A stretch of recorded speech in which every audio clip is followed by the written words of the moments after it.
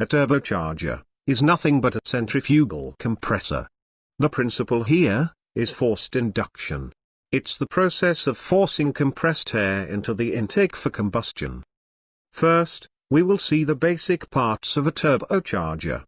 A turbocharger consists of a compressor housing, compressor wheel, turbine housing, connecting shaft, bearings, and oil seals.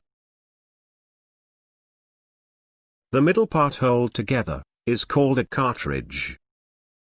The compressor wheel and the turbine wheel are connected with a shaft, so that turning the turbine wheel will turn the compressor wheel.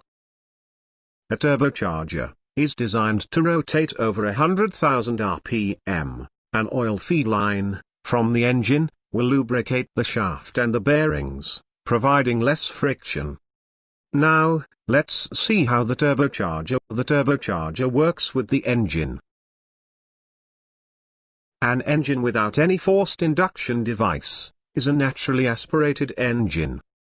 The air is pulled in through an air filter by the suction force of the piston. Then it gets mixed with the fuel, compressed, and gets ignited. With the turbocharger introduced, the exhaust gas from combustion turns the turbine wheel.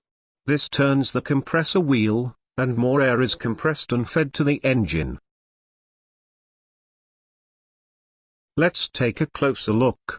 The exhaust gas from the engine will push the turbine wheel, and this turns the compressor wheel, forcing more air into the engine. According to gas laws, for a constant volume, increasing the air pressure will increase its temperature. So there will be a difference in temperature after charging. Forcing this air into the engine can reduce efficiency and cause knocking. In order to cool this air, an intercooler is introduced.